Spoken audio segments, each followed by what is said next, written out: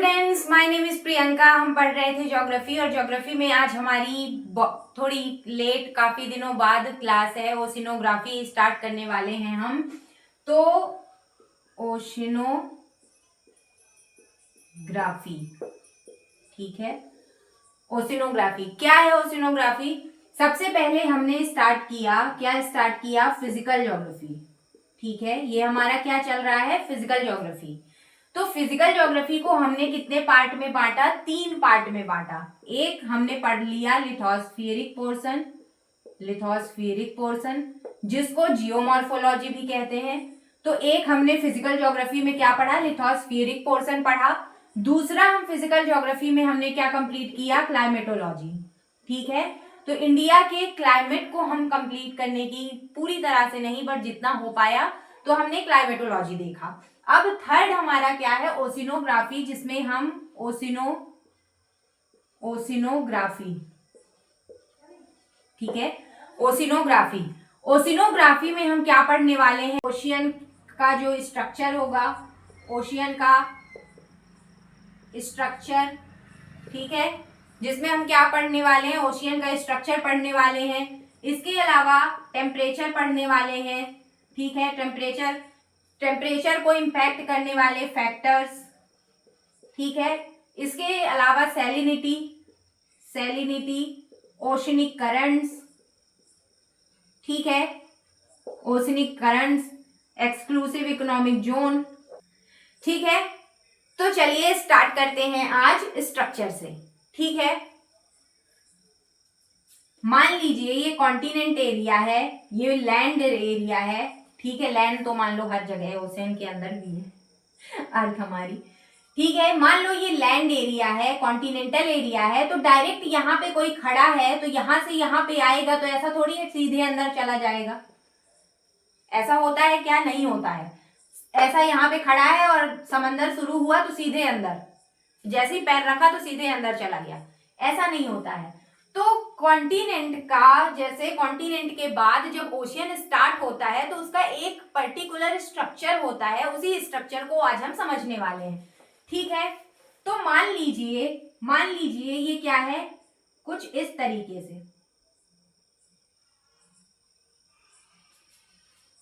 तरीके से, ये मैंने बनाया, ठीक है।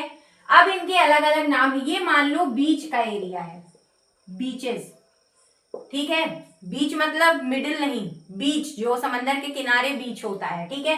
तो ये बीच का एरिया है, ठीक है, ये बीच एरिया है। अब बीच के थोड़ा आगे बढ़ते हैं तो यहां से पानी शुरू हो जाता है। यहां से क्या होता है? पानी शुरू हो जाता है। तो इसको हम क्या कहते हैं? इसको हम कहते हैं कॉन्टिनेंटल शेल्फ। ये क्या एरिया है? ये शेल्फ है। ये कौन सा एरिया है? ये शेल्फ कहलाता है, कॉन्टिनेंटल शेल्फ। क्यों कॉन्टिनेंटल? कॉन्टिनेंट से लगा हुआ है, और कॉन्टिनेंटल शेल्फ, ठीक है, ये क्या होता है? ये कम गहराई का क्षेत्र होता है। ये क्या होता है? कम गहरा होता है, ठीक है। ये क्या होता है?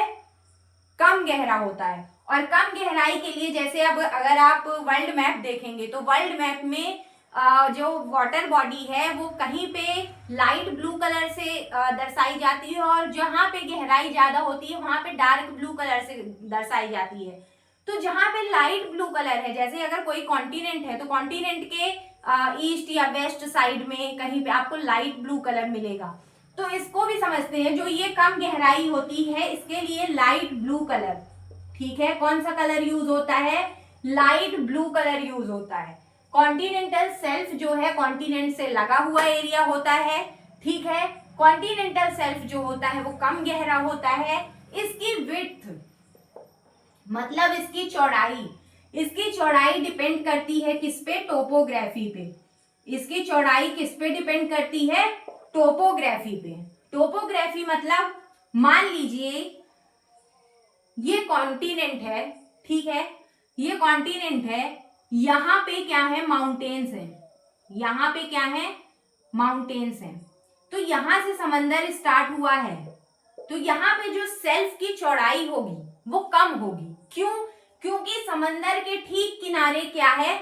समंदर के ठीक किनारे क्या है? माउंटेन है। तो जहां पे भी माउंटेन्स होते हैं, मान लो ये अर्थ है और अर्थ के यहाँ पे माउंटेन है और यहाँ पे क्या है, समंदर है, तो यहाँ पे शेल्फ कम होगा। विड्थ किस पे डिपेंड करती है, टोपोग्राफी पे डिपेंड करती है। और अधिकतर आप देखोगे, अधिकतर, ठीक है, हमेशा नहीं, अधिकतर कॉन्टिनेंट के वेस्ट में माउंटेन होते हैं और माउंटेन जहां होते हैं वहां पे कॉन्टिनेंटल शेल्फ की जो चौड़ाई है वो क्या होती है, कम होती है। और जहां पे माउंटेन्स नहीं होंगे, टोपोग्राफी नहीं होगी, वहां पे क्या होगा, कॉन्टिनेंटल शेल्फ ज्यादा होगा। अब यहाँ पे कॉन्टिनेंटल शेल्फ ज्यादा होगा या यहाँ पे ज्यादा होगा, तो यहाँ पे ज्यादा होगा, जाहिर सी बात है। तो जो कॉन्टिनेंट के वेस्ट में कॉन्टिनेंटल शेल्फ अधिकतर क्या होता है, कम होता है। लेकिन इंडिया इसका अपवाद है। इंडिया क्या है, इसका अपवाद है। इंडिया में वेस्ट साइड में सारे माउंटेन्स हैं, इंडिया में वेस्ट साइड में सारे माउंटेन्स हैं, फिर भी कॉन्टिनेंटल शेल्फ जो है वेस्ट साइड में चौड़ी है और ईस्ट साइड में सकरी है। ऐसा क्यों? ऐसा इसलिए कि जब हम इंडियन ज्योग्राफी पढ़ेंगे तो हम पढ़ेंगे कि इंडियन ज्योग्राफी में जब हम इंडियन ज्योग्राफी पढ़ेंगे तो देखेंगे कि हॉटस्पॉट वॉल्केनो से टकराने के कारण जो ये डक्कन ट्रैप वाला रीजन बना और वॉल्केनिक इरप्शन हुआ, इसी समय जो इंडिया का वेस्ट पार्ट था वो टूट करके पानी में गिर गया, ठीक है, टूट करके पानी में धंस गया। तो इसके कारण जो कॉन्टिनेंटल शेल्फ की चौड़ाई है, टोपोग्राफी होने के बावजूद वहां पे ज्यादा है, ठीक है। तो कॉन्टिनेंटल शेल्फ क्या है, कॉन्टिनेंटल शेल्फ जो समंदर शुरू होने से पहले सबसे स्टार्टिंग स्ट्रक्चर है कॉन्टिनेंटल शेल्फ।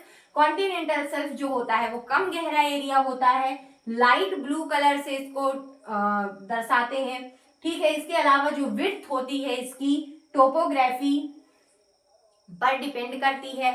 टोपोग्राफी अगर है तो वहां पे कॉन्टिनेंटल शेल्फ की विड्थ जो होगी वो कम होगी। कॉन्टिनेंट के वेस्ट में अधिकतर कम होती है, लेकिन इंडिया जो है, इंडिया इसका अपवाद है। इंडिया में कॉन्टिनेंटल शेल्फ वेस्ट में टोपोग्राफी होने के बावजूद भी ज्यादा है, लेकिन ईस्ट में कम है, ठीक है। तो इतना कॉन्टिनेंटल शेल्फ के बारे में समझ में आ गया। अब आगे बढ़ते हैं। ये हो गया कॉन्टिनेंटल शेल्फ। ये आपको क्या दिख रहा है, ये आपको क्या दिख रहा है, ढाल की तरह दिख रहा है, स्लोप की तरह दिख रहा है, कॉन्टिनेंट से लगा हुआ है। क्या नाम देंगे, कॉन्टिनेंटल स्लोप। क्या नाम देंगे, कॉन्टिनेंटल स्लोप, ठीक है। ये थोड़ा सा उठा हुआ एरिया है। अब कॉन्टिनेंट से स्लोप के बाद सीधे ऐसा तो नहीं होगा कि स्लोप, फिर इसका अलग से नाम क्यों रखते, ठीक है। ये सीधे ही गहराई शुरू हो जाती तो इसका अलग से नाम क्यों रखते, तो इसका नाम रखे हैं, इसका मतलब यहाँ पे आगे भी कुछ है ना। तो यहाँ पे थोड़ा उठा हुआ एरिया है, इसको कहते हैं कॉन्टिनेंटल राइज। राइज मतलब उठना, इसको क्या कहते हैं, कॉन्टिनेंटल राइज। तो सबसे पहले यहाँ पे बीच से फिर पानी स्टार्ट होता है और यहाँ पे कॉन्टिनेंटल शेल्फ, कॉन्टिनेंटल शेल्फ के बाद कॉन्टिनेंटल स्लोप, कॉन्टिनेंटल स्लोप के बाद कॉन्टिनेंटल राइज। मतलब सीधे आया कॉन्टिनेंटल शेल्फ कम गहरा, उसके बाद कॉन्टिनेंटल स्लोप, फिर उठा हुआ एरिया, कंकड़ पत्थर सब कुछ यहाँ पे मिलेंगे, तो यहाँ पे कम गहराई है, कॉन्टिनेंटल राइज मतलब इससे ज्यादा गहराई है लेकिन कम गहराई है ना। अब गहरा क्षेत्र यहाँ स्टार्ट होगा। तो ये जो गहरा क्षेत्र है, ठीक है, यहाँ पे बहुत सारी चीजें पाई जाती हैं। यहाँ पे वॉल्केनिक इरप्शन भी होते हैं। अब अर्थ के अंदर एक्टिविटी तो होगी, डाइवर्जेंस होता है और डाइवर्जेंस के कारण कुछ इस तरीके से हमने पढ़ा था, कुछ इस तरीके से स्ट्रक्चर बनता है जिसको हम कहते हैं, डाइवर्जेंस के कारण वॉल्केनिक इरप्शन हुआ और कैसा लावा आया, बेसिक लावा आया। बेसिक लावा मतलब ज्यादा फैला मतलब कुछ इस तरीके से फैली हुई संरचना बनेगी, कुछ इस तरीके से। तो ये रिजेस बनती जाती हैं, ठीक है। इनको क्या कहते हैं, इनको ओशनिक रिजेस कहते हैं। इनको क्या कहते हैं, ओशनिक रिजेस कहते हैं, ठीक है। ओशनिक रिजेस कहते हैं, इसको क्या कहते हैं, ओशनिक रिजेस कहते हैं। तो ये हमने क्या क्या पढ़ा, कॉन्टिनेंटल शेल्फ, स्लोप, राइज और ओशनिक रिज। अब मान लो वॉल्केनिक इरप्शन हुआ, ठीक है, वॉल्केनिक इरप्शन हुआ तो इसको हम क्या कहेंगे, सी माउंट, मतलब माउंटेन सी के, ओशियन के अंदर, इसको हम क्या कहेंगे, सी माउंट। अब मान लो इरप्शन, एक्टिव वॉल्केनो है, इरप्शन होते होते होते होते होते होते पानी के बाहर आ गया, पानी के बाहर आ गया तो इसको क्या कहेंगे, इसको कहेंगे आईलैंड, ठीक है। तो जितने भी आइसलैंड है, जितने भी आइलैंड है वो पानी के बाहर है, वो कुछ इस तरीके से ही बनते हैं। मतलब कि एक्टिव वॉल्केनो उसका इरप्शन होता जाता है, पहले स्टार्टिंग में कुछ इस तरीके का स्ट्रक्चर रहता है, उसको हम कहते हैं सी माउंट। क्या कहते हैं? सी माउंट। उसके बाद आइलैंड, और अगर फिर पानी का लगातार टक्कर होने के कारण क्या होता है, पानी से टकराने के कारण इसका इरोजन हो जाता है। इरोजन होने के कारण कुछ इस तरीके से स्ट्रक्चर हो जाता है। तो इसको क्या कहते हैं? मतलब पहले ऐसा था तो सी माउंट, फिर उसके बाद पहले ऐसा था तो क्या कहलाया? सी माउंट। फिर उसके बाद और जो ऊपर उठते उठते मतलब बहुत ज्यादा एक्टिव वॉल्केनो था, इरप्शन होने के कारण पानी के बाहर आ गया, तो उसको हमने कुछ बड़े एरिया में, इतने एरिया में ये बन गया, तो इसको हमने क्या कहा? आइलैंड कहा। इसको हमने क्या कहा? आइलैंड कहा। जब ये इरोजन हो गया, कुछ इस तरीके से स्ट्रक्चर बन गया, कुछ इस तरीके से स्ट्रक्चर बन गया, तो इसको हमने क्या कहा? गुयोत। इसको क्या कहेंगे? गुयोत। ठीक है, इसको क्या कहेंगे? गुयोत। अब ये तो था ओशियन के डाइवर्जेंस से। ओशियन और कॉन्टिनेंट के बीच में कन्वर्जेंस होता है, ये आपको पता है। ओशियन की प्लेट सबडक्ट हो जाती है, ये भी आपको पता है। अगर आपने स्टार्टिंग की क्लासेस नहीं देखी हैं तो प्लीज देखिए।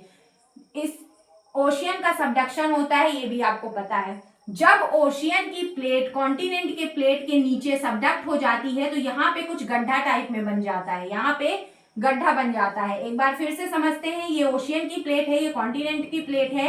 ओशियन की प्लेट आके सबडक्ट हो जाती है, सबडक्ट हो गई तो कॉन्टिनेंट की प्लेट यहाँ पे थी, यहाँ पे कुछ गड्ढा टाइप में बन जाएगा, उसको कहते हैं ट्रेंच। उसको क्या कहते हैं? ट्रेंच। तो ये क्या कहलाई? ट्रेंच। तो ओशियन और कॉन्टिनेंट में जब सबडक्शन होता है, ओशियन प्लेट जब सबडक्ट हो जाएगी तो यहाँ कहीं गड्ढा टाइप में बन जाएगा, उसको मान लो यहाँ से सबडक्ट हो गई तो यहाँ से गड्ढा हो गया, तो उसको हम क्या कहेंगे? ट्रेंच कहेंगे। उसको हम क्या कहेंगे? ट्रेंच कहेंगे। तो सारी चीजें एक बार रिपीट कर लेते हैं, रिवाइज कर लेते हैं, ठीक है। सबसे पहले बीच से स्टार्ट किया, कॉन्टिनेंटल सेल्फ पढ़ा, कॉन्टिनेंटल स्लोप पढ़ा, कॉन्टिनेंटल राइज पढ़ा। उसके बाद यहाँ पे आए, अब ये जो प्लेन एरिया है इसको कहते हैं अबाइसल प्लेन। क्या कहेंगे? अबाइसल प्लेन। तो पहले पढ़ा beaches, continental self, continental slope, continental rise, ये हो गया सी माउंट। और ये जब ऊपर आ गया इरप्शन होते होते तो उसको हमने क्या कहा? आइलैंड। और उसके बाद तो उसको हमने क्या कहा? आइलैंड। उसके बाद जहां पे ओशियन प्लेट सबडक्ट हो जाती है, जहां पे क्या हो जाता है? ओशियन प्लेट सबडक्ट हो जाती है, तो ये कुछ गड्ढा टाइप में बन जाता है, इसको हम क्या कहते हैं? ट्रेंच कहते हैं, ठीक है। और ये प्लेन एरिया को क्या कहते हैं? अबाइसल प्लेन कहते हैं, ठीक है। तो ये क्या हो गया? अबाइसल प्लेन हो गया। और जब इरोजन हो गया, आईलैंड का क्या हो गया? इरोजन हो गया, तो उसको हमने क्या कहा? ये टॉप लैंड फॉर्म बन गई। और ये टेबल लाइक लैंड फॉर्म, इसको हम क्या कहेंगे? गुयोत कहेंगे, ठीक है। तो ये था पूरा कॉन्टिनेंट का, सॉरी, ओशियन का स्ट्रक्चर। ये क्या था? ओशियन का स्ट्रक्चर, ठीक है। आई होप आपको ये वीडियो समझ में आया होगा। अगर आपको अच्छा लगा है तो प्लीज डू सब्सक्राइब, लाइक। मिलते हैं नेक्स्ट वीडियो में, तब तक के लिए जय हिंद।